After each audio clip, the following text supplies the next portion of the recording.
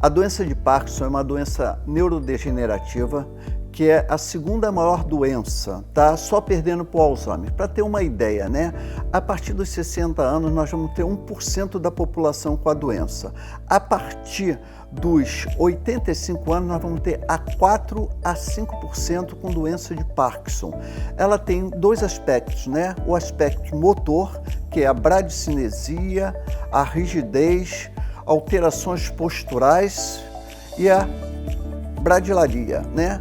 São alterações motoras da doença de Parkinson.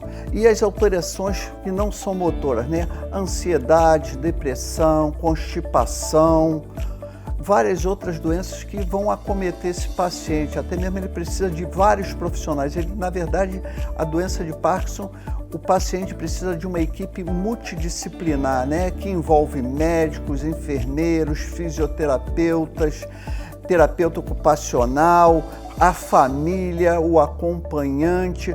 É uma equipe que tem que estar muito integrada para cuidar desse paciente.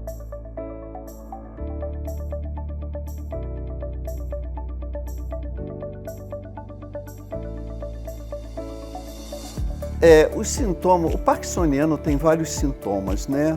Tem os sintomas, né, que são os mais importantes, que a gente fala mais, né? Que é a bradicinesia, que é a rigidez, a alteração postural e o tremor de repouso.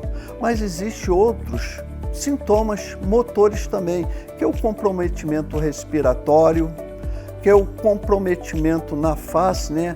Perde a mímica facial, a micrografia. Então ele tem vários comprometimentos motores.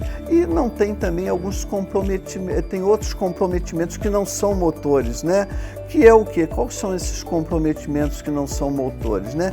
Que é a ansiedade, a depressão, constipação, um distúrbio do sono que leva muitas vezes o paciente a chegar na ascensão exaurido, cansado. Tá? Então, esses comprometimentos a gente tem que pensar neles também, tá? E ter com isso uma equipe interdisciplinar que veja isso também, né? O fisioterapeuta, o terapeuta ocupacional, o enfermeiro, o médico, a importância do neurologista trabalhando esse paciente, que é a importância dele tomar o medicamento na hora certa e fazer a fisioterapia. Na minha experiência, tomar só remédio e não fazer fisioterapia não funciona. Ou fazer fisioterapia e não tomar remédio também não funciona. Isso é um conjunto, é uma equipe que tem que trabalhar integrada.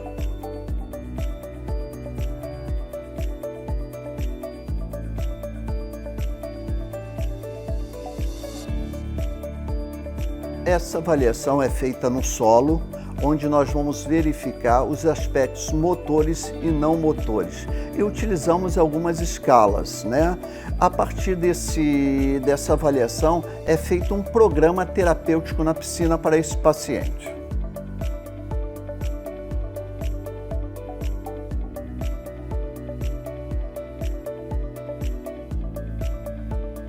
As propriedades físicas da água é que vai diferenciar o tratamento do solo e o tratamento na piscina, né? Nós temos que pensar que às vezes nós temos vários pacientes com muita incapacidade, são pacientes que de repente chegam para a gente na cadeira de rodas, que não tem condições de deambular.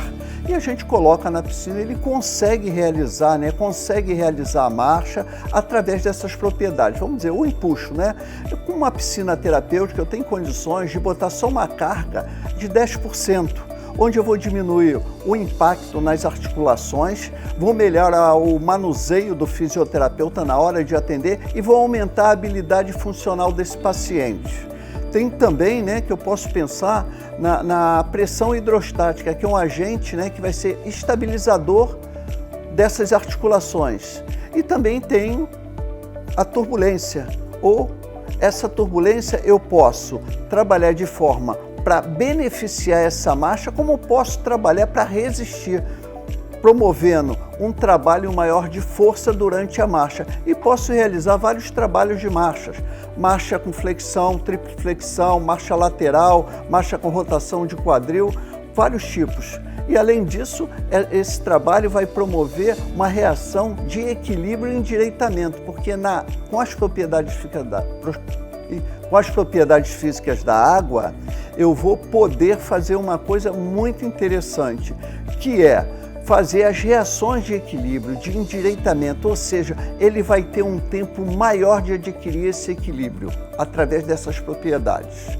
E tem também o trabalho respiratório, né? A pressão hidrostática vai resistir à inspiração e facilitar a expiração. Geralmente são pacientes que têm comprometimentos respiratórios também e comprometimentos articulares.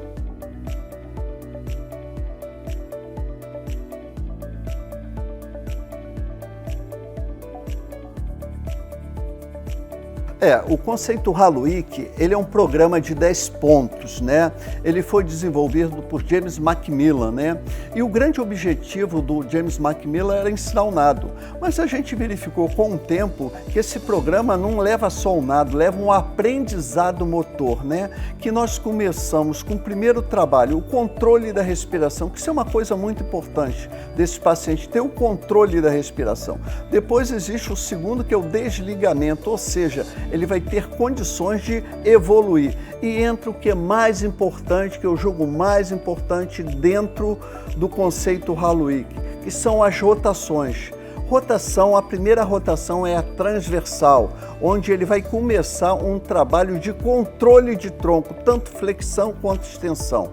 A rotação sagital já é um trabalho que ele vai trabalhar as dissociações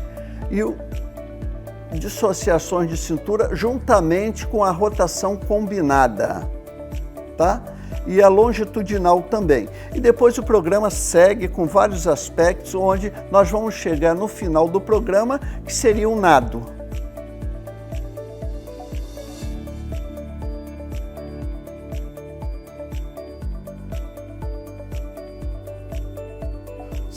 Dentro do conceito do Parkinson, qual é a importância, né? Nós temos o paciente parkinsoniano que ele tem uma rigidez muito grande, né? Ele é bradicinético, ele tem alterações posturais, né? Ele tem tremor. Como que isso vai se integrar? Nós vamos trabalhar esse aprendizado, trabalhar esses movimentos rotacionais para que ele consiga uma melhora da sua condição física, através melhorando marcha e melhorando as atividades de vida diária, como rolar na cama, como transferir, como sentar e levantar. Nós vamos trabalhar tudo isso para que ele consiga melhorar e reproduzir isso fora da piscina.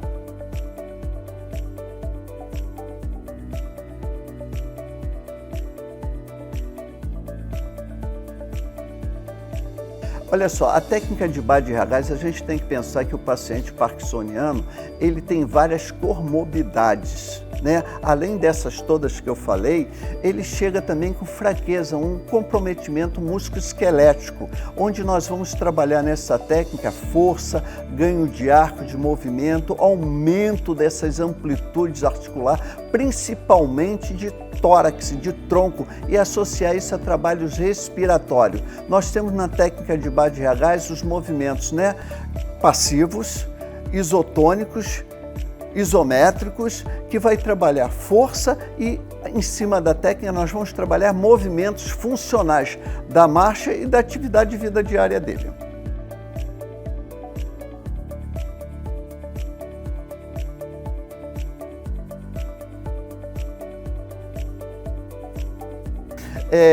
Trabalhar com um paciente parkinsoniano na água, pensando no equilíbrio, é uma coisa muito boa. Primeiro, porque trabalhar no equilíbrio, a primeira coisa que o paciente parkinsoniano perde, o medo de cair, né? Que é um medo muito grande. E ali a gente pode desenvolver vários trabalhos de equilíbrio, né? Tanto no Halo-IQ com os exercícios metacêntricos, como exercícios com bolas, com atividade recreativa, com trabalhos de motivação. Então, o trabalho de equilíbrio é fundamental para esse paciente, onde ele vai estar na piscina integrado, onde ele vai perceber todo o seu corpo e trabalhar o equilíbrio bem mais fácil do que fora, porque ali não existe um medo da queda. Dupla tarefa, né? O que acontece com o paciente parkinsoniano? O paciente parkinsoniano, ele perde uma coisa que é o automatismo, né? Quem é responsável pelo automatismo? Os núcleos da base, onde ocorre, né, todo o automatismo, e ele perde. Então, o que é isso? Qual é o trabalho de dupla tarefa? Dupla tarefa a gente faz o tempo inteiro. Está conversando, está falando no telefone, está andando, está vendo outras coisas, e a grande dificuldade desse paciente é essas questões. Por quê? Porque quando ele perde automatismo, ele tem que utilizar uma área mais central, o córtex frontal. Então, o córtex frontal trabalha na associação cognitiva e ele tem que dividir a atenção do trabalho da dupla tarefa, do equilíbrio com a questão cognitiva, a grande dificuldade. E qual é a vantagem de se trabalhar isso na água? Porque a gente pode trabalhar dessa oportunidade e fazer várias questões. Está com o paciente na água, pedir para que ele faça uma conta, ou vamos dizer, conta é 2 mais 2, ele está fazendo uma tarefa, ele está no step, ele está numa cama elástica. Então é muito importante esse aspecto de trabalhar essa dupla tarefa no paciente para que ele consiga melhorar esse equilíbrio fora da piscina, trabalhando a dupla tarefa.